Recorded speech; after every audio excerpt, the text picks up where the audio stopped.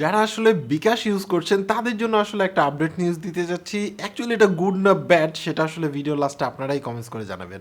So hello viewers, this is Mahfuz Alam RealTech master. আজকে আমি আপনাদেরকে জানাবো যে বিকাশ কিন্তু জাস্ট নাও একটা নতুন আপডেট এসেছে। সেই আপডেটের মধ্যে আসলে কি কি চেঞ্জ এসেছে, এটা আসলে আপনার জন্য কতটুকু বেনিফিশিয়াল, টোটাল ডিটেলস নিয়ে আজকের ভিডিওটি। সো ভিডিওটি শুরু করার আগে আপনি যদি আমার এই চ্যানেলে নতুন দর্শক হয়ে থাকেন তাহলে অবশ্যই সাবস্ক্রাইব করবেন। এই যে সাবস্ক্রাইব বাটন আছে সেটা প্রেস করে দিবেন। আর যারা এখন পর্যন্ত আমার নতুন চ্যানেলে জয়েন করেনি তারা ভিডিও ডিসক্রিপশনে লিঙ্ক পেয়ে যাবেন, সেখান থেকে চাইলে নতুন চ্যানেলে জয়েন করে নিতে পারেন।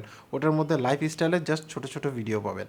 সো চলুন ভিডিওটি শুরু করি। আই থিঙ্ক সো অনেকে অলরেডি আপনার মোবাইল নিয়ে সার্চ করা শুরু করে দিচ্ছেন যে আসলে অ্যাপসের আপডেট এসেছে কিনা। অ্যাপসের আপডেট পরে করেন, আগে ইনফরমেশনগুলো জানেন। ইনফরমেশনগুলো আপনি এই অ্যাপসের নতুন আপডেটের কারণে, এটা আসলে অ্যাপসের আপডেট না, তাদের যে পলিসি আপডেট সেটা বলা যায়। এখানের মধ্যে আপনি পলিসিটা দেখে নিতে পারেন। তারপর আমি আসলে এক্সপ্লেন করে দিই, বিকজ অফ এই ক্ষেত্রে আপনি যদি বিকাশ ইউজার হয়ে থাকেন তাহলে আপনার জন্য অনেক হেল্পফুল হবে। বিকজ অফ এখন কিন্তু ট্রানজেকশনের ক্ষেত্রে আরও বেশি সতর্ক হতে হবে। আপনি একটু থেকে একটু করলেই বিপদে পড়তে পারেন। নতুন যে আপডেট এসেছে সেই আপডেট অনুসারে আপনি এখন থেকে এমন নাম্বারে টাকা পাঠাতে পারবেন, আপনার এমন কোনো ফ্রেন্ডকে বা ফ্যামিলি মেম্বারকে টাকা পাঠাতে পারবেন যার কোনো বিকাশ অ্যাকাউন্ট নাই। শুনে অনেকের কাছে খুশি খুশি লাগতে পারে, বাট বিষয়টা তেমন একটা খুশির না। রিজন আপনি টাকাটা সেন্ড করে দিবেন, ওনার নাম্বারে যদি বিকাশ না থেকে থাকে তাহলে ওনার নাম্বারে টাকাটা গিয়ে লক হয়ে যাবে। যাওয়ার পরে ওই ব্যক্তি আসলে সাডেন টাইমের মধ্যে ওই অ্যাকাউন্টটা ক্রিয়েট করতে হবে, তাকে বিকাশ অ্যাকাউন্ট খুলতে হবে, সেটা অ্যাপসের মাধ্যমেই হোক, আর সেটা আপনি এজেন্ট পয়েন্টে হোক, আর সেটা তাদের কাস্টমার কেয়ারে হোক, যেখানে গিয়ে হোক অ্যাকাউন্টটা খুলবে, তারপরে সেই টাকাটা পাবে, তারপরে সেই টাকাটা উইথড্র করতে পারবে। সো আপনার কি মনে হয় এটা কি হ্যাসেল নাকি হ্যাসেল না? যাই হোক, এখানে বিকাশের প্রফিট নাকি কাস্টমারের প্রফিট এটা আমি আসলে বুঝতে চাচ্ছি না। আমার কাছে এটা হ্যাসেল মনে হয়। রিজন কোন দিক থেকে হ্যাসেল মনে হচ্ছে সেটা আমি আপনাকে বলি। ফর এক্সাম্পল, আপনার কথার কথা আমি আপনাকে টাকা সেন্ড করবো, দেখা যাচ্ছে যে আপনারও অ্যাকাউন্ট থাকতে হচ্ছে, আমারও অ্যাকাউন্ট থাকতে হচ্ছে। যদি আমার অ্যাকাউন্ট থাকে তাহলে আমি আমার অ্যাকাউন্ট থেকে আপনাকে সুন্দর সহজে সেন্ড করে দিতে পারবো। এখন প্রবলেমটা তখনই হবে যে আসলে আপনার ধরেন আমি আমার ফ্রেন্ডকে টাকা সেন্ড করে দিলাম। আগে কি হতো, আমার বিকাশ অ্যাকাউন্ট থাকা লাগতো, আপনার বিকাশ অ্যাকাউন্ট থাকা লাগতো, তাহলে আমি আপনাকে টাকা সেন্ড করতে পারতাম। আবার দেখা গেছে যে আমার বিকাশ অ্যাকাউন্ট নাই বাট আপনার বিকাশ অ্যাকাউন্ট আছে, আমি এজেন্ট পয়েন্ট থেকে আপনাকে টাকা সেন্ড করতে পারতাম। এই অপশন ছিল। বাট এখন আপনার নাম্বারে, আপনার যে নাম্বারটা ইউজ করছেন সেই নাম্বারে আমি টাকা সেন্ড করলাম, বাট আপনার অ্যাকাউন্টে বিকাশ নাই, তাহলে টাকাটা কিন্তু সেন্ড হয়ে যাবে, লক হয়ে যাবে, আপনাকে অ্যাক্টিভেট করে চালাতে হবে।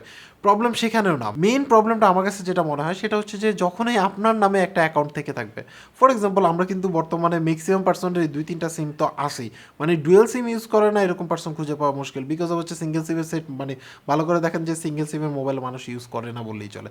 তো 2টা সিম অ্যাটলিস্ট মানুষ ইউজ করে। সেই ক্ষেত্রে দেখা গেছে তার একটা সিমের মধ্যে বিকাশ অ্যাকাউন্ট খোলা আছে, এখন ভুলবশত সে বলছে যে আমার টাকা পাঠাইছে। এখন আমি তো জানি তার 2টা নাম্বার, ঠিক আছে, তো কোন নাম্বারে বিকাশ আমি জানি না, ফর এক্সাম্পল বলতেছি। তো আমি কি করলাম, তার যে নাম্বারটাতে বিকাশ নাই সেই নাম্বারটাতে টাকা সেন্ড করে দিলাম। এখন সে তো আর ওই অ্যাকাউন্ট খুলতে পারবে না। তখনই হবে হ্যাসেল। কেন হ্যাসেল? একটা আইডি কার্ড দিয়ে আপনি 15টা সিম করতে পারবেন, কিন্তু একটা আইডি কার্ড দিয়ে আপনি একটা বিকাশ ইউজ করতে পারবেন। তো তার আপনার আদার্স 15টা নাম্বারের মধ্যে কোনোভাবে যদি টাকা সেন্ড হয়ে যায় তাহলে সেই ক্ষেত্রে আপনাকে হ্যাসেল পোয়াইতে হবে। হ্যাঁ, টাকা বের করার হয়তো বা কোনো সিস্টেম তারা দিতে পারে, বাট আমার কাছে এখন পর্যন্ত ওরকম কোনো নিউজ নাই। বাট আপনি চিন্তা করে দেখেন কত বড় একটা প্রবলেম ক্রিয়েট হতে পারে যদি তার আদার্স কোনো নাম্বারে অলরেডি বিকাশ থেকে থাকে এবং তার নামে বিকাশ থেকে থাকে এবং তার আদার্স নাম্বারে টাকাটা চলে গেলে। এটা আমার পার্সোনাল ওপিনিয়ন। সো এটা তো গেল একটা ব্যাপার। এছাড়া দেখেন যে সেন্ড মানির ক্ষেত্রেও কিন্তু বিকাশের রাইট নাও আমার কাছে যেটা মনে হয় এই পরিস্থিতিতে সেন্ড মানিতে 500 টাকার উপরে আপনি যদি সেন্ড করতে চান তখনই চার্জ কাটা শুরু করে।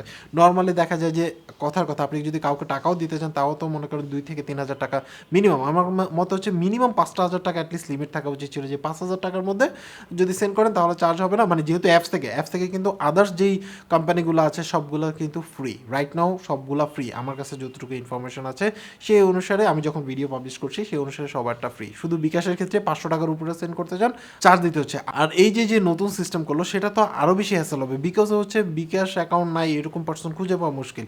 তার মধ্যে আমার আছে আদার্স নাম্বারে কেউ যদি টাকা পাঠায় দেয় তাহলে তো ধরা তো আমি। সো আমার কাছে আসলে এটা হ্যাসেল মনে হয়েছে। আপনার কাছে কি মনে হয়েছে এই আপডেটে? আসলে আপনার কাছে কি মনে হয়েছে সেটা অবশ্যই কমেন্টস করে জানাবেন। আর সেন্ড মানির ক্ষেত্রে যে চার্জটা হয় সেই চার্জের ব্যাপারে আপনার কি মন্তব্য সেটা অবশ্যই কমেন্টস করে জানাবেন। সো ভিডিওটি যদি আপনার কাছে ইনফরমেটিভ মনে হয় বা আপডেট মনে হয় তাহলে অবশ্যই লাইক দিবেন, আর পারতপক্ষে ভিডিওটি শেয়ার করবেন। বিকজ অফ এতে মানুষের জানার প্রয়োজন আছে। বিকজ অফ আপনি যদি সচেতন না হন, এখন মিস করে যদি কাউকে টাকা পাঠাতে যান তাহলে কিন্তু প্রবলেম পড়বেন। বিকজ অফ আপনি আগে সেন্ড করলে ওইটার মধ্যে অ্যাকাউন্ট না থাকলে টাকাটা যেত না, এখন কিন্তু টাকাটা চলে যাবে। তো বি কেয়ারফুল। আর যারা এখন পর্যন্ত আমার চ্যানেল সাবস্ক্রাইব করেন, চ্যানেল সাবস্ক্রাইব করে নিতে পারেন। আর আদার্স যে চ্যানেলটার কথা বলছিলাম, চাইলে ওটা সাবস্ক্রাইব করে নিতে পারেন। ওটা ডেলি ভিত্তিক আসলে ভিডিও দেওয়া হয়, তো একদম শর্ট শর্ট ভিডিও। সো চাইলে সেখান থেকে দেখে নিতে পারেন। সো আজকে এই পর্যন্তই, সবাই ভালো থাকবেন, আল্লাহ হাফেজ।